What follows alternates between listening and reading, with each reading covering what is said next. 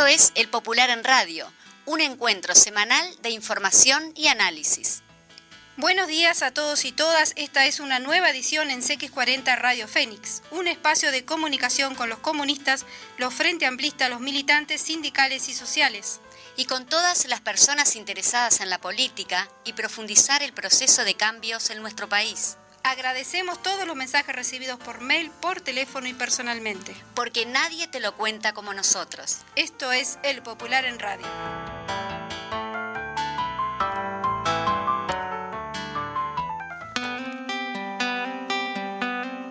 Buenos días, María José. Aquí estamos nuevamente en una edición del Popular en Radio. Buenos días, Vicky. Buenos días a todas y todos. Sí, otro programa del Popular.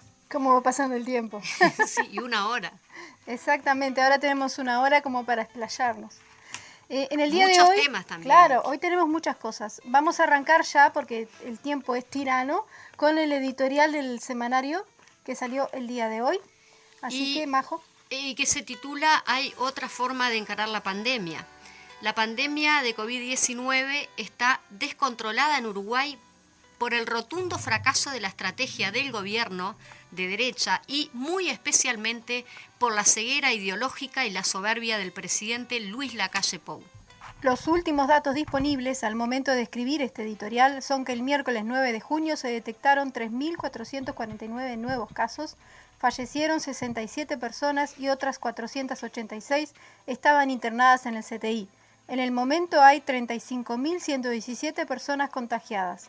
Hasta el miércoles iban 4.816 muertes desde el comienzo de la pandemia y se habían constatado 326.405 casos a lo largo de estos 14 meses en todo el país. Sí, 3.449 casos nuevos y 67 muertes en un día. Sí, Uruguay lleva 35.117 contagios activos y 4.816 muertes. Lo hemos dicho, pero es necesario repetirlo. Uruguay está entre los peores países del mundo en número de contagios y en muertes, medidos por porcentaje de población. Pero ni una cadena nacional, mal llamadas conferencias de prensa con el presidente. Es extraño, hubo cadenas nacionales diarias durante meses, cuando los casos eran de 1 o 2 dígitos diarios y las muertes no llegaban a 100. Teníamos una especie de reloj que se actualizaba por hora. Y el presidente nos decía que él se iba a hacer cargo. Nos hablaba de libertad responsable, de misteriosas perillas, de que había que asegurar que no se apagaran los motores de la economía y que había que proteger a los Maya Oro. Cara seria, rostros tensos, miradas firmes. El presidente todos los días mostraba su liderazgo y transmitía que todo estaba bajo control. Y ahora que hay 60 muertes por día y los contagios diarios se cuentan por miles, no hay cadenas nacionales. Lo que sí hay es soberbia, empecinamiento y mentiras, manipulación de la realidad. Lo central del mensaje oficial, repetido por medios escritos, radiales, televisivos y también en las redes por una amplia trama de Net Center, es que no hay otro camino que el que se está implementando. Los que plantean alternativas ponen palos en la rueda, son traidores a la patria, merecen los ataques y hasta las amenazas, por ejemplo, de un senador metido a matón contra el expresidente del Sindicato Médico del Uruguay que osó decir que había muertes que eran evitables. Esa es la primera gran mentira. No hay una única forma. Esta que eligieron el gobierno de derecha y el presidente es fruto directo de una concepción ideológica neoliberal que descree del Estado, de todo lo público y que confía ciegamente en el mercado. Aunque la historia tenga sobrados ejemplos de que el capital es cobarde y huye cuando hay dificultades, que además él mismo crea.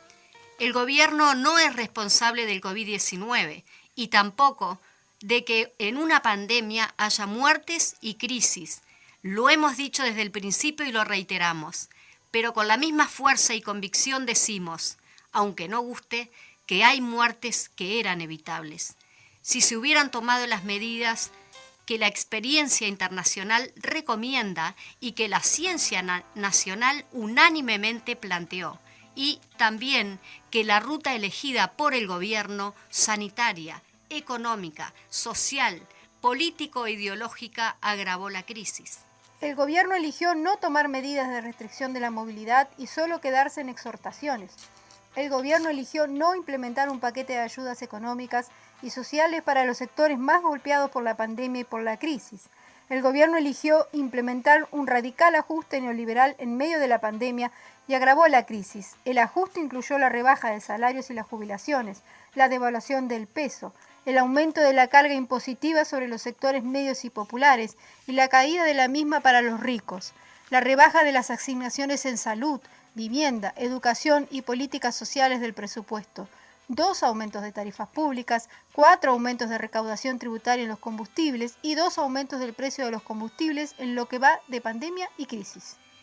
Es esto lo que ha provocado el desastre en el que estamos, la tragedia en la que estamos. Si no es una tragedia que mueran 60 personas por día, ¿qué es tragedia?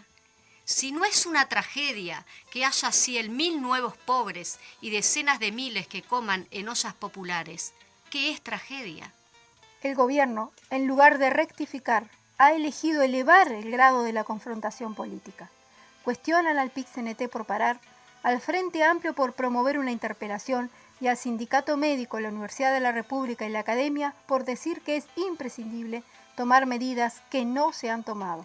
Dicen que se rompió el diálogo. ¿Cuál diálogo? El que cuando se planteó en abril del año pasado, el presidente interrogó ¿para qué servía? Recibir más de 60 propuestas del GACH, la UDELAR, las gremiales médicas y sociedades científicas, el Frente Amplio, el PIT-CNT, la Intersocial, no contestar durante meses y después mentir públicamente diciendo que se había adoptado la mayoría cuando se excluyeron las centrales, eso no es diálogo, eso es llamar manipulación. Pero esa manipulación no es solo hablar de la ruptura de un diálogo que se negó, o decir que se adoptaron medidas que no se tomaron. Hay más, por ejemplo, debatir y demonizar propuestas inexistentes. Se pudo escuchar al presidente, editorialistas y legisladores oficialistas hablar de que no querían una cuarentena obligatoria, que había que imponer con la policía. Nadie propuso tal cosa, y menos que le impusiera la policía.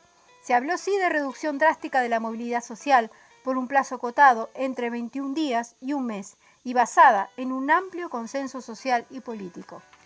Es realmente increíble que un gobierno de derecha, que en la ley de urgente consideración amplió hasta límites insólitos la legítima defensa, la discrecionalidad política y durante la pandemia suspendió el derecho de reuniones y manifestaciones con la excusa de evitar aglomeraciones, acuse a la oposición de promover el Estado policial.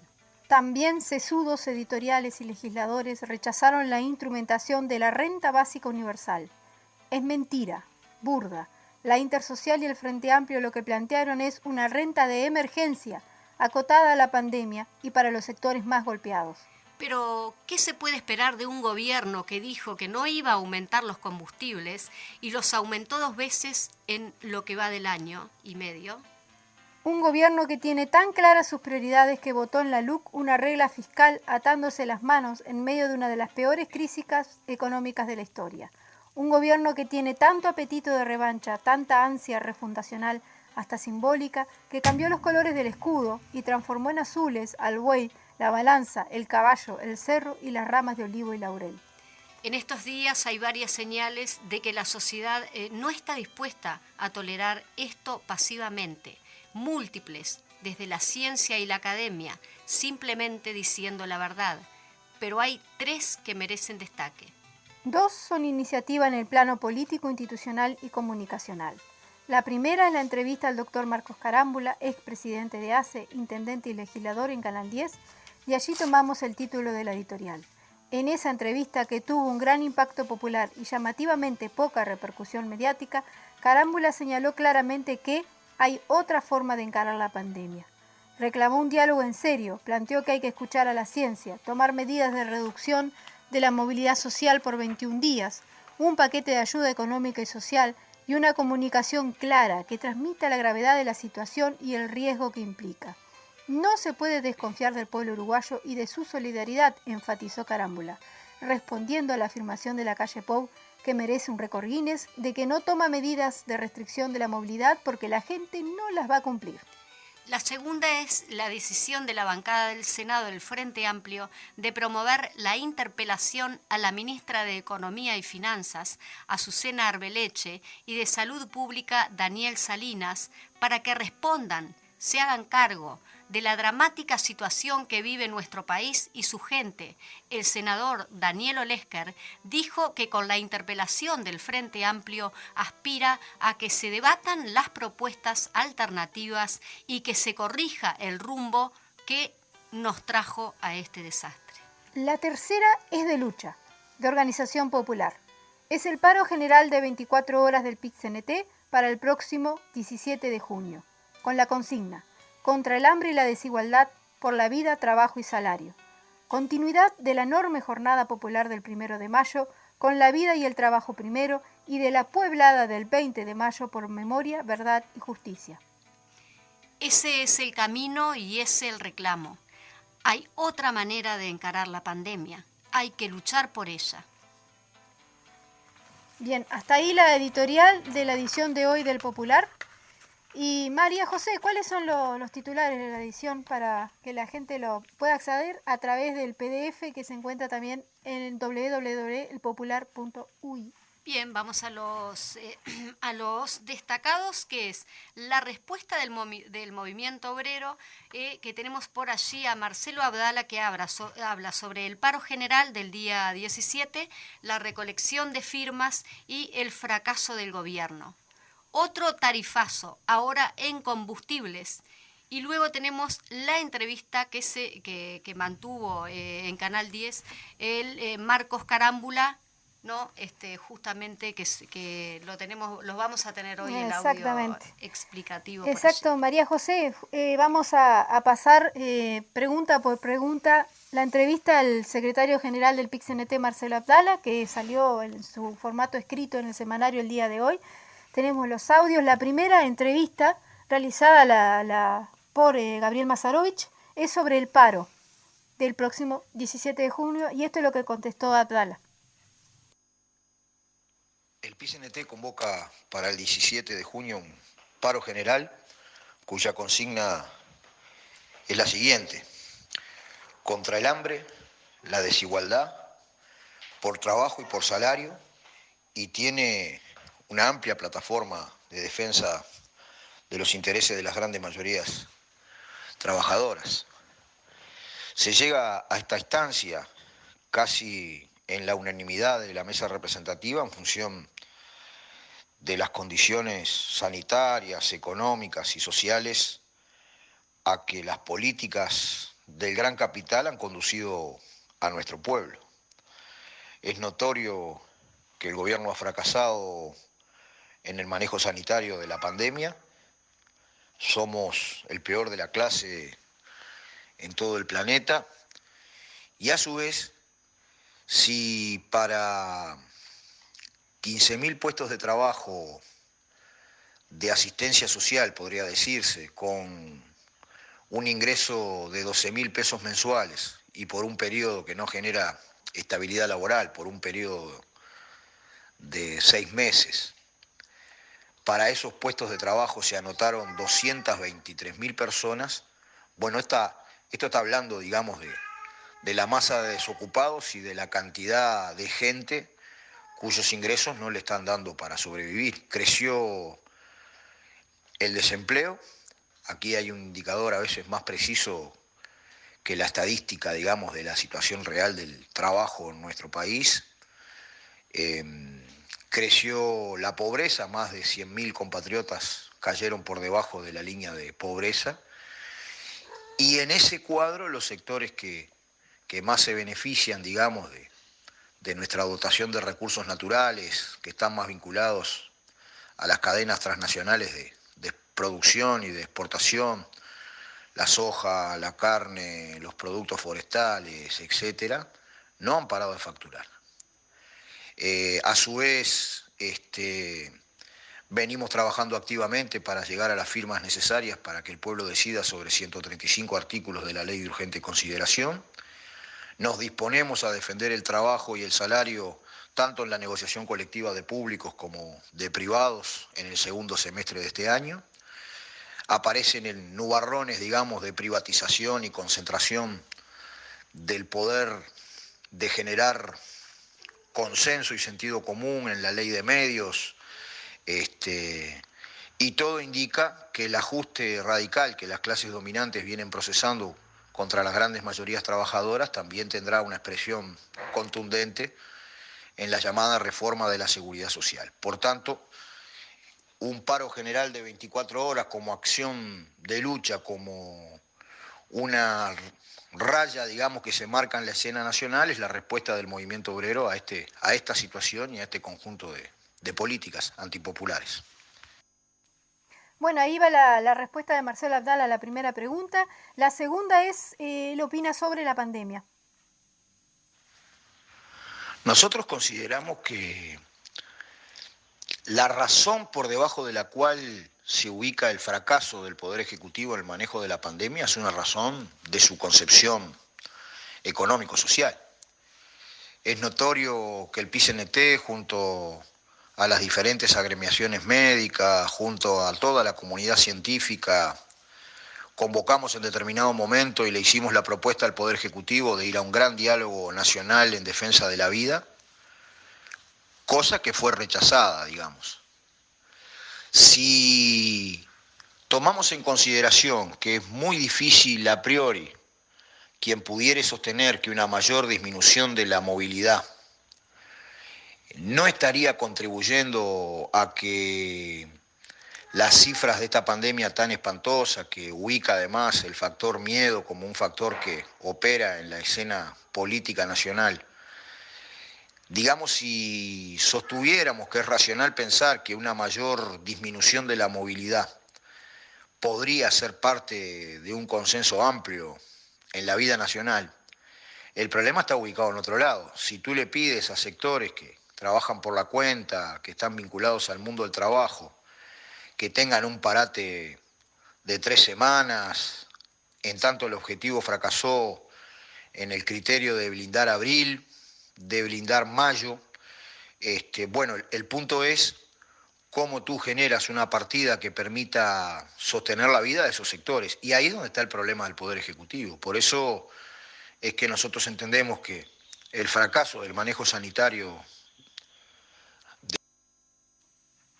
Ahora vamos con la tercera, donde se consulta a Marcelo Abdala sobre la recolección de firma contra los 135 artículos de la LUC. A partir de la enorme acción que implicó el 1 de mayo, donde se ubicaron 667 puntos de encuentro para recolectar firmas y alimentos para las ollas populares, con un gran despliegue desde el pie del campo popular, no solamente del movimiento obrero, sino del movimiento estudiantil, de las cooperativas de vivienda, de las bases del Frente Amplio. Digamos, esa inflexión producida cuando en general, principalmente no por razones políticas, sino por razones de la pandemia y su agudización, estábamos atravesando cierta meseta en la recolección de firmas, jugó no solamente el 1 de mayo, sino en todo el transcurso del mes. Un día sí y otro también, los militantes salen a atender los vacunatorios, a hacer barriadas, los fines de semana hay actividades especiales, y se notan nuevos bríos, digamos, de la campaña de recolección de firmas. Se constata, no solamente a partir de encuestas que establecen, digamos, que las firmas están, sino que se constata en el diálogo con el pueblo que la gente está dispuesta a firmar. El problema desde el punto de vista del campo popular y con las dificultades que implica una pandemia es, partiendo de la base que las firmas están, cómo organizar la red de militantes que convierta esa potencialidad en realidad. Y bueno, en eso estamos. Una de las actividades centrales del 17 de junio va a ser una gran jornada nacional de recolección de firmas y a nivel de nuestra participación en la Comisión Nacional Pro Referéndum se están tomando todas las medidas para acelerar la recolección de firmas en este último tramo que permitan efectivamente el 8 de julio entregar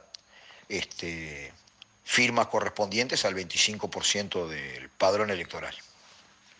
Bueno, y la última pregunta que le hicimos a Marcelo Abdala es sobre la sentencia absolutoria del programa de vivienda sindical, tema que no ha sido muy difundido últimamente, a pesar de que al inicio hubo gran cantidad de publicidad sobre ese tema, ¿no?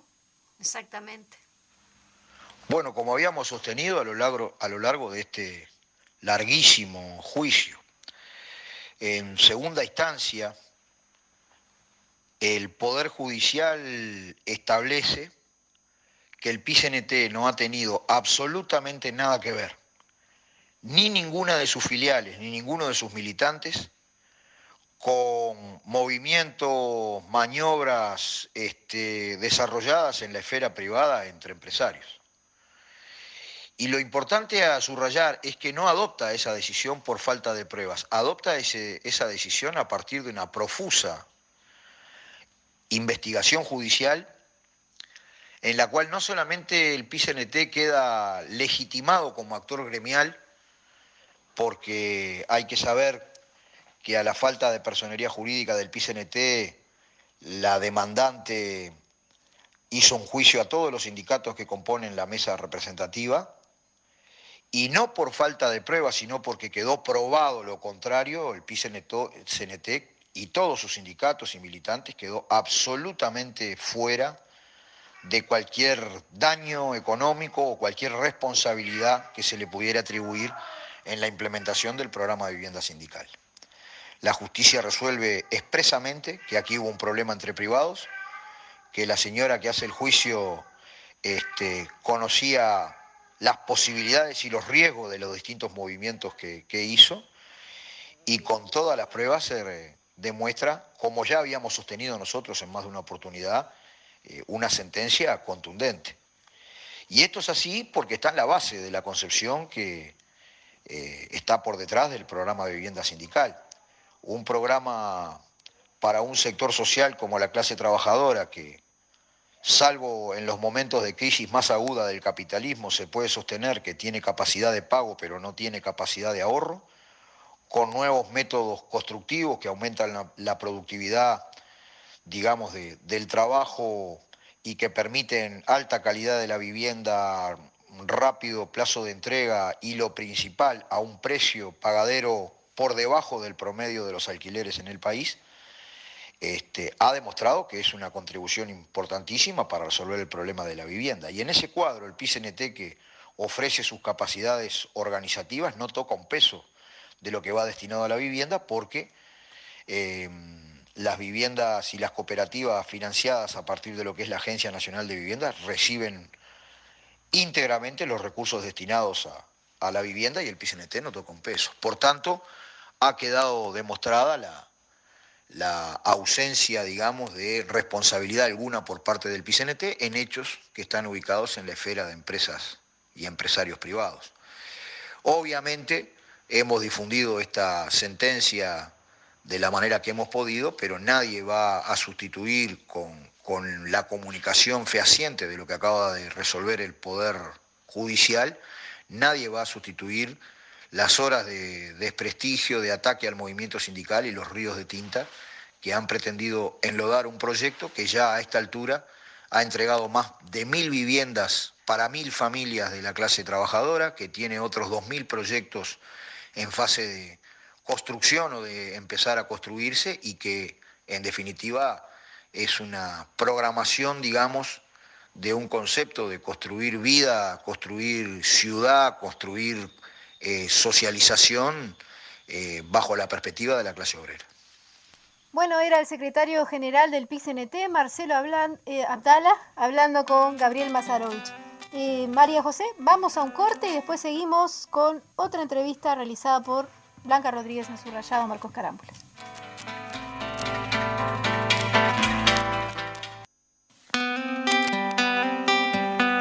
Bueno, muy bien, como anunciábamos previo al corte, ahora vamos con la entrevista que le realizaron a Marcos Carámbula en Subrayado. La realizó la periodista Blanca Rodríguez el día miércoles de noche.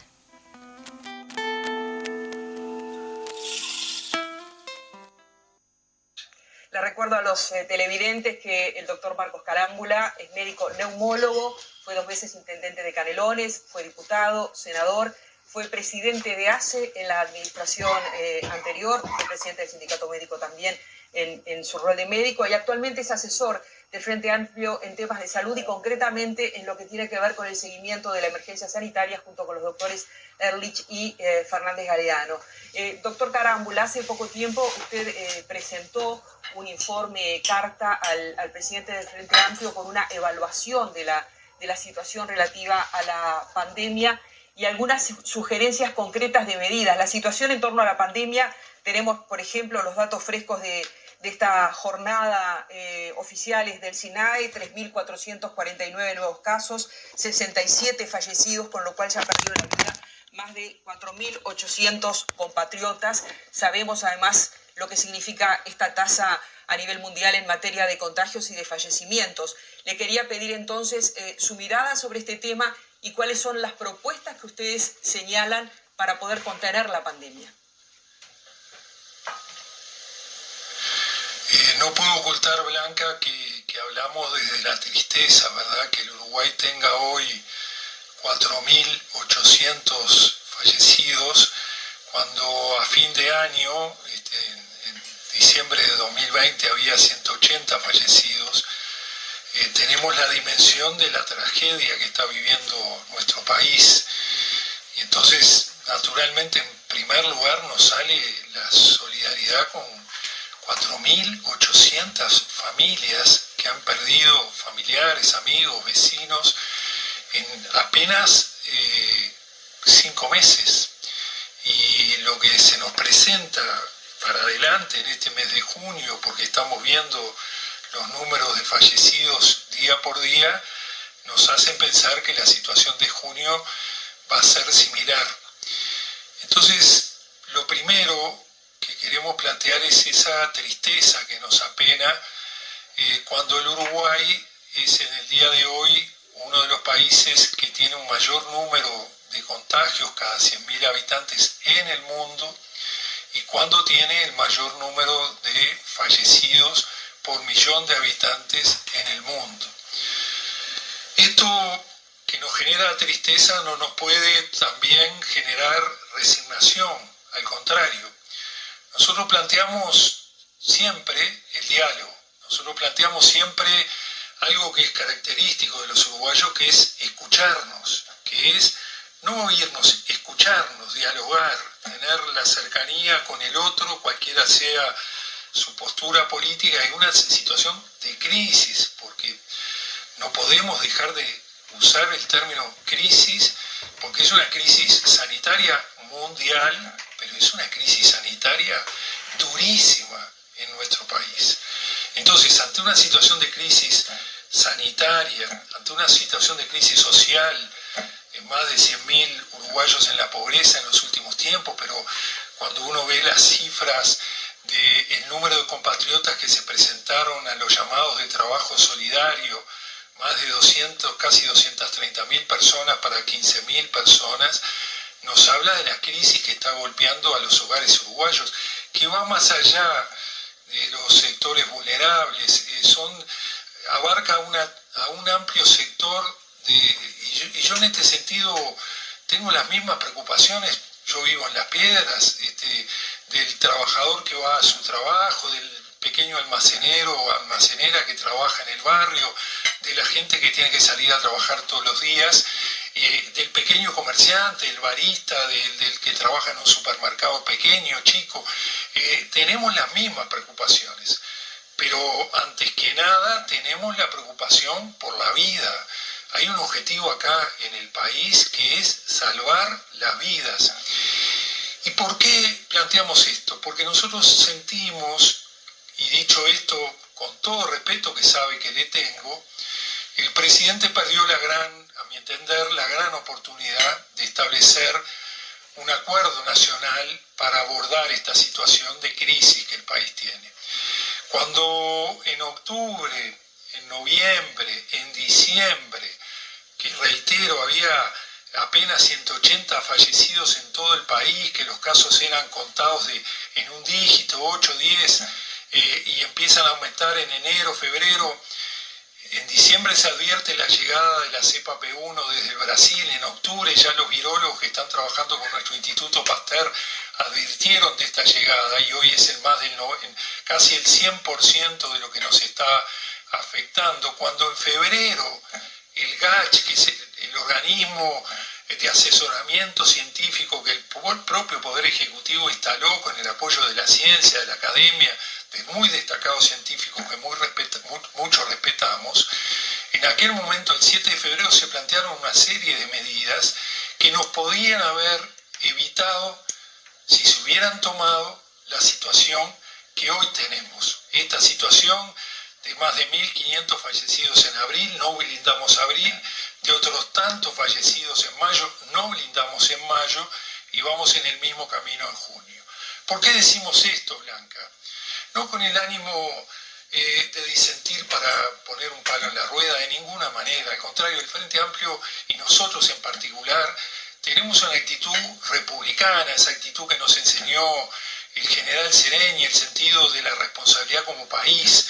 Disentir no es ser enemigo, disentir es decir, hay otra posibilidad, hay otra forma de encarar la pandemia. Y si las cifras económicas nos permiten, porque el Uruguay tenía reservas, porque el Uruguay emite la deuda y tiene un respaldo internacional muy importante, si las cifras nos permiten pensar en una solución que abarque no solo a los sectores más vulnerables, sino al conjunto de la población. Ahí vemos, por ejemplo, que en Chile hay un fondo que se destina para toda la población, para el 79% de la población, de $240. Acá vimos que con la expresión desde el territorio, de los intendentes, en acuerdo con el Poder Ejecutivo, se pudo generar los jornales solidarios. ¿Por qué no multiplicar la posibilidad de desarrollar amarras de inclusión para que podamos efectivamente reducir la movilidad durante un corto periodo de tiempo y no prolongar una agonía que nos hace que hoy se retoma parcialmente por esta situación que uno entiende que hay que ir a trabajar para ganarse el peso de cada día, pero encontramos que en el trabajo tenemos uno y otro que tiene que faltar por la pandemia, porque está en cuarentena, porque están dificultades. Doctor Carámbulas, llegado entonces a esta situación, ¿de qué, sí, de acuerdo a su juicio, de qué se está a tiempo para contener que junio sea distinto, que julio sea distinto? Llegados a esta situación y con esto que usted describía, ¿cuál es concretamente la estrategia que usted cree que sería factible todavía aplicar? Blanca, la semana pasada usted le preguntaba al presidente por las medidas del GACH. El presidente dijo que había tomado parte de las medidas, en realidad no tomó las medidas centrales, que es reducción de la movilidad. No lo decimos nosotros, lo dice la ciencia. Han salido numerosos trabajos. Hoy hay un trabajo de mayo de un grupo de científicos uruguayos que muestra la estricta relación entre movilidad y número de contagios. Y nosotros sabemos, aumenta la movilidad, aumentan los contagios, aumentan las personas internadas y aumenta lamentablemente el número de fallecidos. Esto, Blanca, no se contrapone con la vacunación.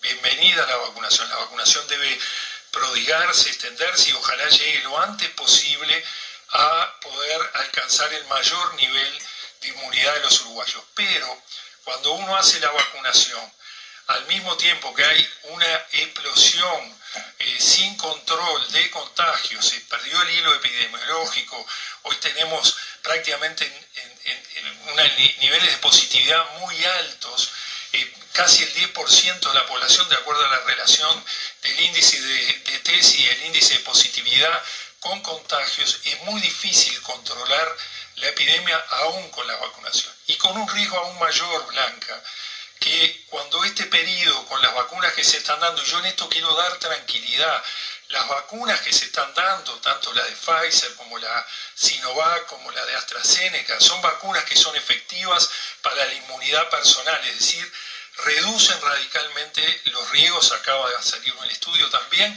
reducen los riesgos de enfermedad grave y se va disminuyendo la enfermedad grave e internación, pero no se reduce en la misma evolución el nivel de contagiosidad y el nivel de traslado del contagio en la sociedad. Por eso lo dice muy bien Radi, nos va a demorar más tiempo. ¿Y esto qué tiene como riesgo? Que este virus y todo fenómeno biológico que no es previsible matemáticamente, sino que tiene toda la variedad de lo biológico, puede ir adquiriendo, como lo estamos viendo, distintas cepas que son en definitiva diferentes mutaciones del virus que hace que se vuelvan resistentes cuando no se logra la inmunidad de rebaño. O sea que para reducir el nivel de contagio, reducir la movilidad y por ende reducir los fallecidos, y en segundo lugar para evitar lo que tiene que ver con resistencia de las cepas, es fundamental tomar estas medidas que son las que planteó el GACH y que no fueron tomadas en lo esencial. En este sentido, cuando el presidente le decía yo tomé la mayor parte de las medidas, el propio GACH ha salido a decir no fueron las medidas centrales. Inclusive hay trabajos que han mostrado que las medidas centrales de reducción de movilidad y percepción del riesgo, porque eso es otro tema fundamental, tener la sensación, los uruguayos, las uruguayas, de que estamos en una situación de riesgo, entendemos la vulnerabilidad de cada cual que tiene que salir a trabajar, pero sepamos que estamos, porque lo estamos viendo hoy, lamentablemente, hay un desplazamiento, hay que ver el nivel de fallecimientos ahora, en estos días, y este día en particular, cómo se desplaza a personas más jóvenes, ya no son solo las personas mayores de 80, de 70 años, sino que también nos está golpeando en personas jóvenes. En el personal de la salud, Blanca, que hay 80 fallecidos, hay personas muy jóvenes que han fallecido en estos días. El personal de la salud, y a mí me duele, porque a veces se quiere matar al mensajero, el personal de la salud, que ha jugado un rol formidable a nuestro país, que está desde el primer día en la trinchera, que no ha desfallecido atendiendo, mientras todos nosotros hacíamos trabajos virtuales o desde los Zoom, el personal de la salud ha estado desde el primer día, brindando su calidez, su asistencia, su cercanía. Fallecieron 80 trabajadores de la salud, entre médicos, enfermeras, auxiliares, en fin, sí. Todo nuestro reconocimiento. Con todo gusto, Blanca, la escucho. Todo nuestro reconocimiento, sin duda, para el personal de la salud, nuestra admiración y nuestra gratitud. Cuando le traslado una pregunta que de pronto le haría el presidente de la República, porque fue la que hizo aquí, cuando hablan de reducción drástica de la movilidad, ¿de qué hablan exactamente? Porque el presidente también pone ejemplos de gente que de pronto saldría a ganarse un sustento y que a él le parece que sería una mala idea mandar a la policía o detener a esa persona que sale a ganarse el sustento. Cuando ustedes hablan de reducción de la movilidad, ¿de qué hablan concretamente? Hablemos de tiempos, hablemos de actividades. Cuando hablamos de reducción de la movilidad, y acá hay dos aspectos que quiero subrayar, no se puede, Blanca, dudar de la capacidad de nuestro pueblo, de la solidaridad de nuestro pueblo. Es un capital social que tiene el Uruguay, que es la solidaridad de su pueblo.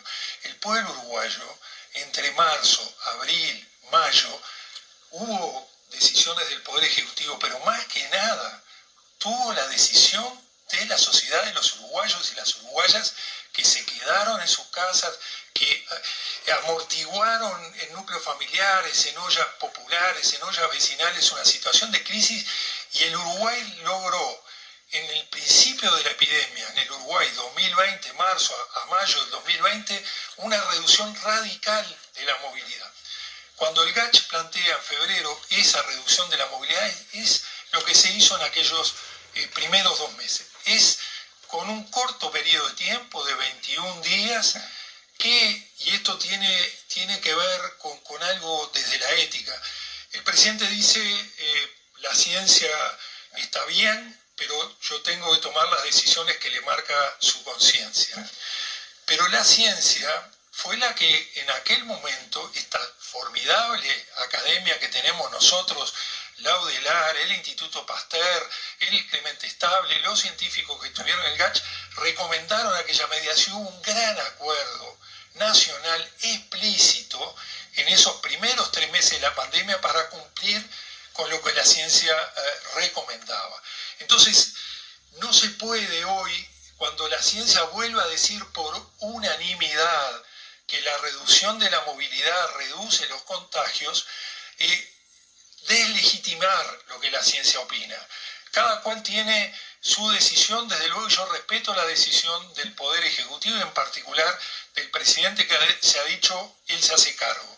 Pero cuando la ciencia, y hay un trabajo también desde la salud pública que muestra que solo apelando a la libertad responsable no se sale de las epidemias que la humanidad tiene y ha tenido. Y en eso son muestra ejemplos. Israel, que se ha tomado como ejemplo en nuestro país, cuando en diciembre empieza a vacunar, se produce un nuevo pico muy importante. Reduce radicalmente la movilidad y vacuna con reducción de la movilidad. Francia, que en marzo tenía una situación calcada a la de Uruguay con un pico muy importante, vacuna y reduce la movilidad. Finlandia, Noruega, lo mismo, vacunan con reducción de la movilidad y hoy estamos viendo que esos países están saliendo de esta epidemia que tanto golpea a la humanidad. De eso se trata, periodo acotado, con apoyo económico y social, no solo a los sectores más vulnerables, sino a los sectores más amplios de la economía en los que tenemos que pensar, apelando a los recursos que el Uruguay afortunadamente por sus reservas, por su fortaleza institucional, por la emisión que vimos exitosa que viene de tiempo atrás, bueno, apelar a eso para tomar esta medida. Y cuando hablamos, Blanca, y esto también quiero aclararlo muy bien, cuando hablamos de muertes evitables, no es ningún uso político menor, de ninguna manera, no está en nuestro ánimo, ni mucho menos. Nosotros nos movemos en este sentido con una visión desde la medicina, desde la sensibilidad, desde la cercanía, y lo mismo nuestra fuerza política. Cuando decide un llamado, primero participa activamente desde diciembre en la comisión que propone una serie de medidas, que va a reunirse con el presidente justo el día antes. En el reportaje que usted le hiciera, el presidente dice que no va a modificar sus medidas. Nuestra fuerza política va con el grupo de legisladores, vuelve a proponer todas las medidas. Cuando no son escuchadas, lo que apela es a que se revise la política. Y lo mismo nosotros, cuando hablamos de muertes evitables, cuando hablan los trabajadores de la salud, hablan desde un concepto técnico. Muertes evitables son aquellas que se pueden evitar cuando se toman medidas de salud pública que evitan las causas de esas muertes. Son medidas de salud pública que en nuestro país se pudieron haber tomado allá el 7 de febrero con las recomendaciones de Gacho. No es para nada un uso menor, ni está en nuestro espíritu un uso menor que no corresponde.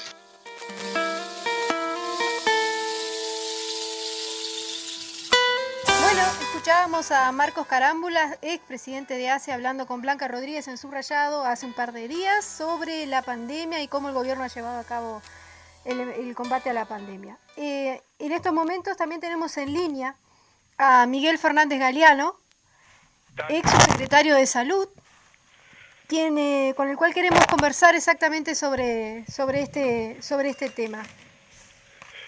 Hola, ¿estás ahí? Sí, buenas tardes, un gusto estar con ustedes una vez más en este espacio. Bienvenido al Popular en Radio, Miguel. Muchas gracias. Sí, efectivamente estaba escuchando ese final de lo que es la entrevista con Marco, donde yo creo que se colocaron los temas principales que están planteados, ¿no? La necesidad de un cambio de rumbo en la estrategia que nos permita bajar el nivel de contagio que se está produciendo ahora, la transmisión comunitaria acelerada que se está produciendo ahora, y hacer que la llegada, el impacto de la vacuna se produzca con un nivel de incidencia de los contagios mucho menor que el actual. ¿Cómo está Uruguay parado en estos momentos frente al mundo?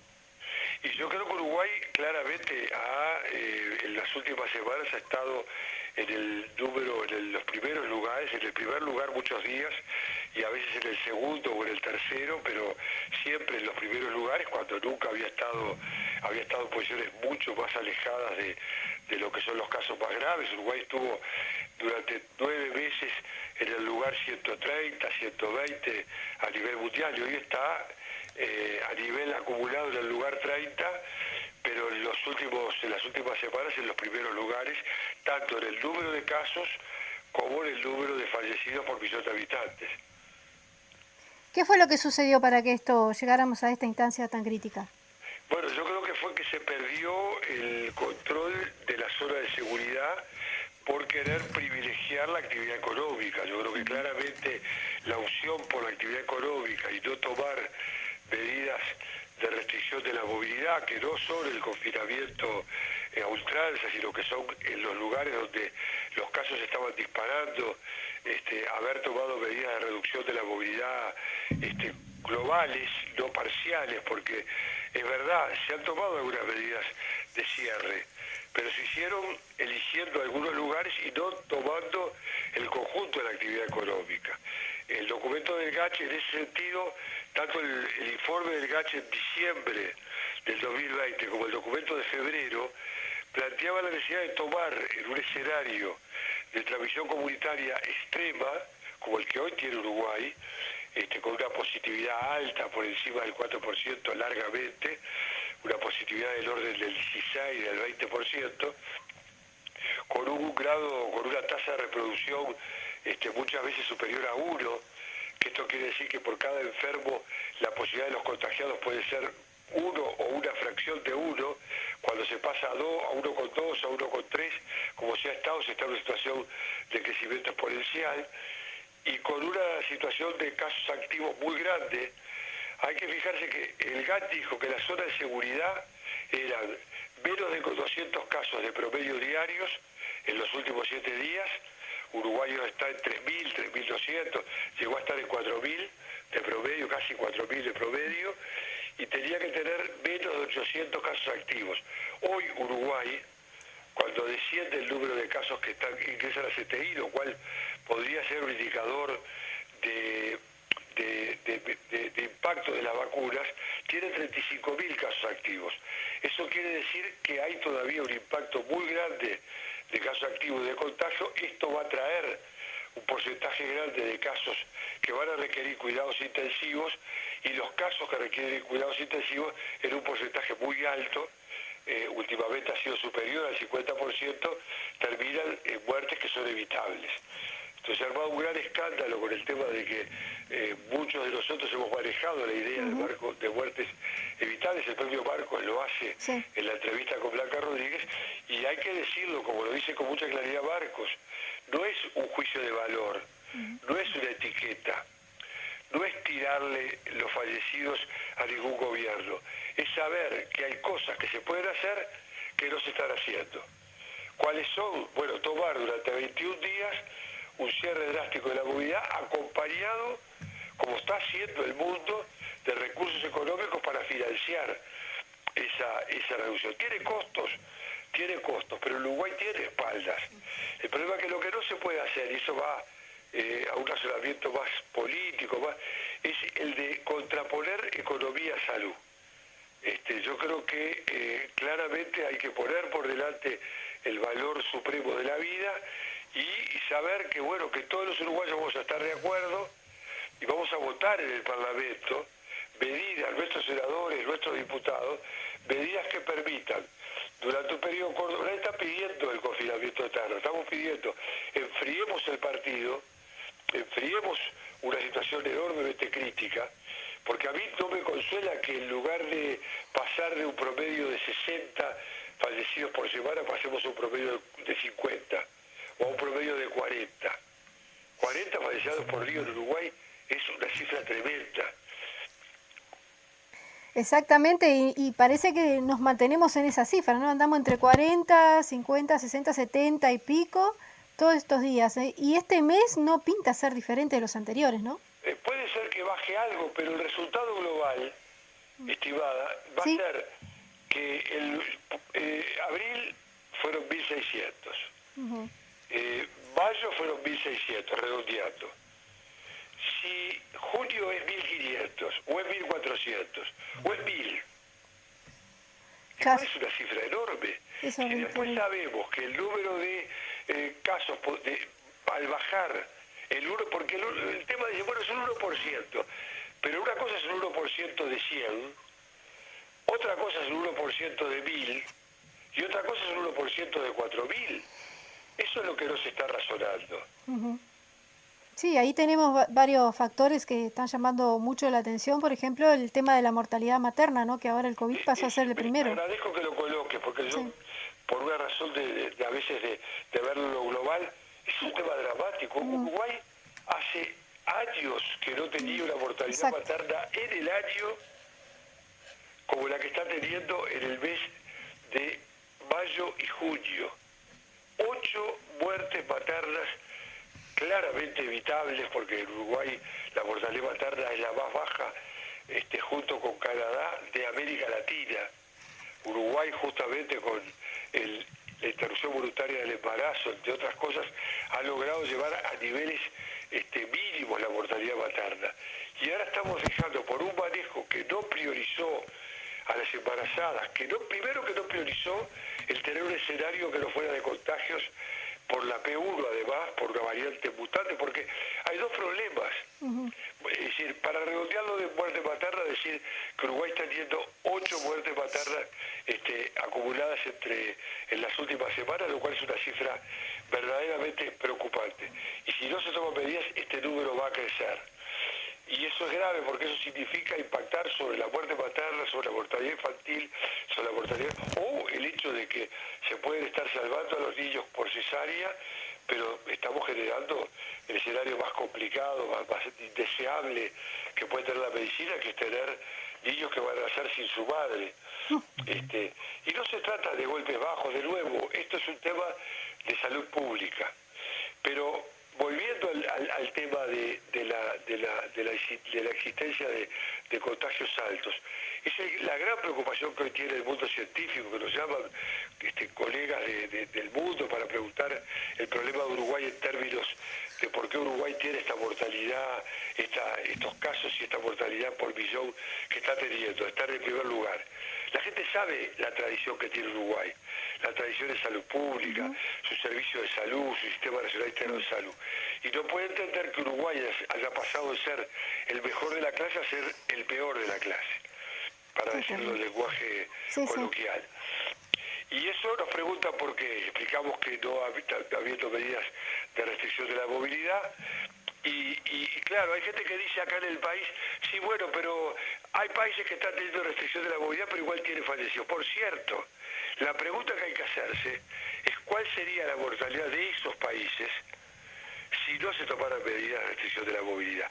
Tal ejemplo de Brasil y de Estados Unidos de Trump, que fue amortiguado porque tanto en Estados Unidos como en Brasil, los gobernadores o los, en el caso de Estados Unidos, los gobernadores de los estados, en muchos casos tomaron medidas.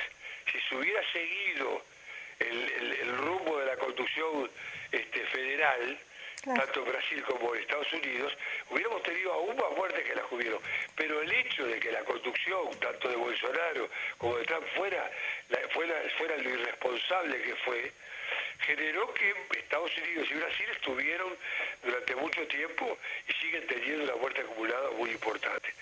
Sin embargo, los países, al contrario, los países que tomaron medidas oportunas de restricción de la movilidad, como Israel, como que además vacunó también bien, o sea, el tema no es contraponer vacunas a restricción de la movilidad. Acá no estamos en un partido de fútbol.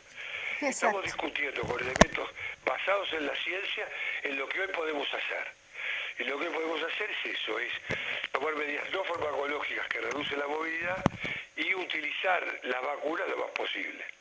Muchísimas gracias, Miguel Fernández Galeano, por estar en esta edición del Popular en Radio y estaremos en contacto para consultarte nuevamente.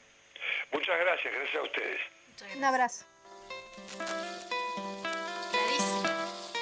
Queríamos, antes de irnos, antes de retirarnos, mandarle un saludo al camarada Jorge Gota de la Comisión Nacional de Finanzas, que hoy es su cumpleaños.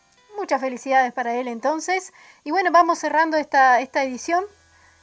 Centralizados en la pandemia y no olvidarse de lo de las firmas contra la luz. ¿Cuántos días faltan, María José? Y faltan 29 días. Y también felicitamos a todos los que están recogiendo firmas y que este fin de semana también a redoblar por allí. Un gran abrazo a todas y todos. Un abrazo, nos vemos el miércoles.